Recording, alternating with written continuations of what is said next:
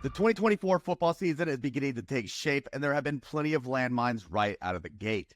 Today, we are continuing our Moves to Make series, 5 actions we need to look into before Week 4 kickoff. But before we dig in, head over to 4for4.com, use promo code YouTube to get yourself 25% off any subscription plan. Bench Zamir White, drop him in all but the deepest leagues.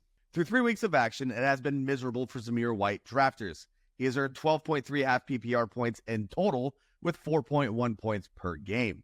Per Austin Gale on Twitter, the Rays are averaging negative 0.51 EPA per rush attempt, which is tied for the worst for any team in weeks 1 through 3 in this millennium. This should give you a scope of how poorly things are going in the Raiders' run game, and Zamir White is the catalyst. Among 50 qualifying running backs, White's 2.22 yards created after contact ranks 49th, his 3.3 yards per carry ranks 40th, and his 0.44 yards per route run ranked 43rd. He is one of the very few select backs who have 0 runs of at least 15 yards. This is all across 38 opportunities, so it's not as if it's a small sample size in the grand scheme of things. We have been talking about how Zamir White's situation is not one to target in fantasy for weeks now, and things are even worse than we thought they would be. In Week 3, he finished 3rd on the team in snaps behind both Alexander Mattison and veteran Amir Abdullah.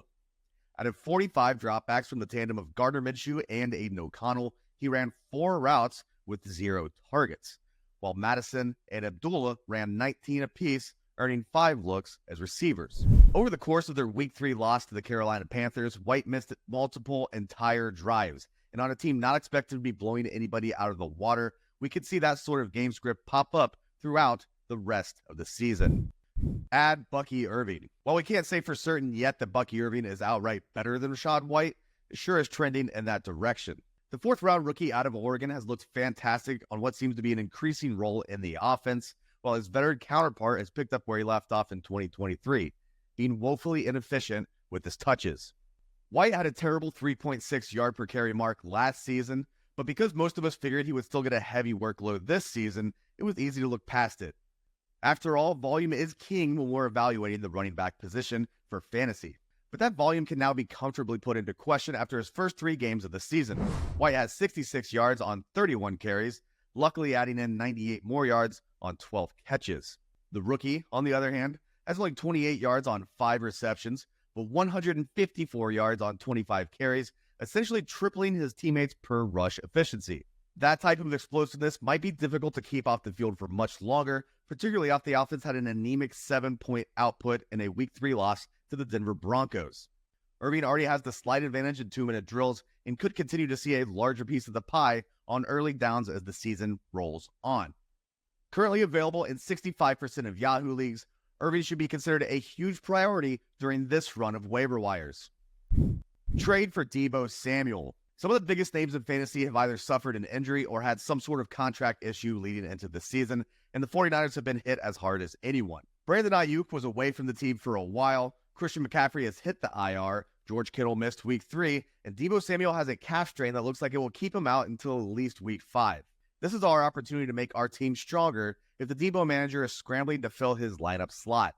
Though we would be trading for someone who may not be seeing our starting lineup until Week 6, this is the perfect buy low situation with our eyes set on the future. Without Samuel in Week 3, it wasn't Brandon Ayuk who received a significant boost to his usage, it was Juwan Jennings.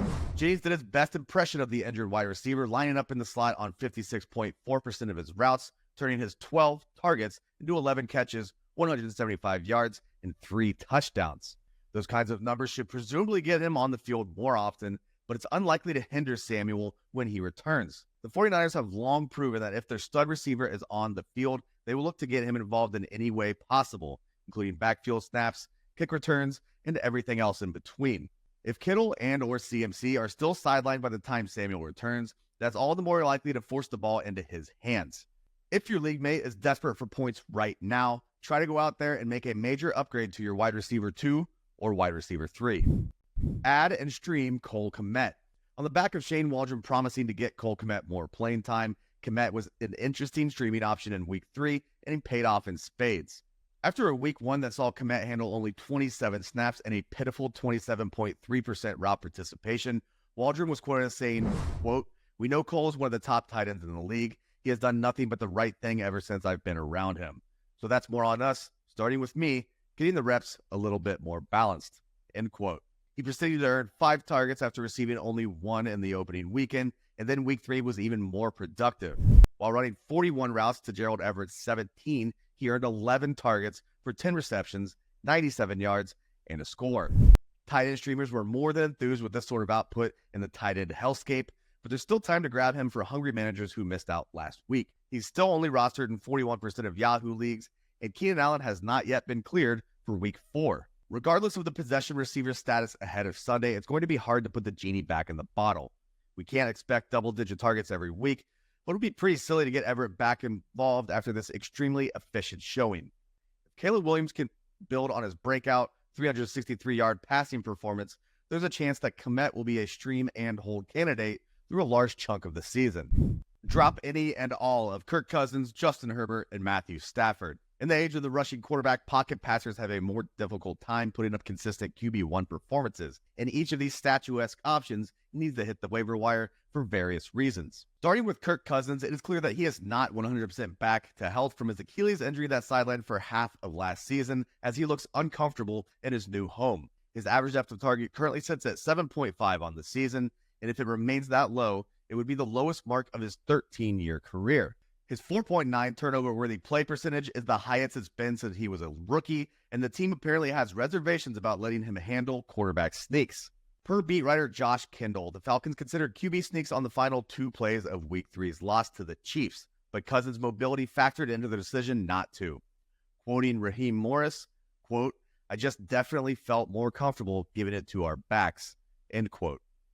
Cousins can be looked into as a streamer later in the year, but let him spend time on the waiver wire or someone else's starting lineup for now. Speaking of lower body injuries, Justin Herbert can safely be dropped anywhere you have him due to a lingering ankle issue. During the Chargers' Week 3 loss to the Pittsburgh Steelers, it seemed as if Herbert re-aggravated an injury that almost kept him out of the start to begin with, clearing the way for Taylor Heineke to step in. He is once again in a walking boot, and whether he plays in Week 4 or not shouldn't impact our decision to send him packing. The Chargers said all offseason that they want to run the ball, and that's exactly what they're doing. To this point, Herbert's season high in dropbacks is 29, while his season high in yardage is 144. There are too many options across the league to deal with that kind of volume. Finally, Matthew Stafford has lost both of his main receiving targets and a majority of his offensive line. The team did pull out an impressive underdog victory against the San Francisco 49ers last week, but they did so on the back of Kyren Williams' 24 rush attempts and only 12.8 fantasy points out of their quarterback. Stafford did hit over 300 passing yards back in Week 1, but that equated to only 14.7 points and an eventual QB12 finish. Cooper Kupp could return in the next week or so, but Puka Nacua is likely to be sidelined until around Week 8. Stafford has consistently been a far better real-life quarterback than a potential fantasy piece, and he quite literally has 0 rush attempts on the year, after combining for only 34 attempts in the previous 2 years. Stafford has to have 3 or 4 touchdown games to make an impact for us, and those might not be coming for quite some time.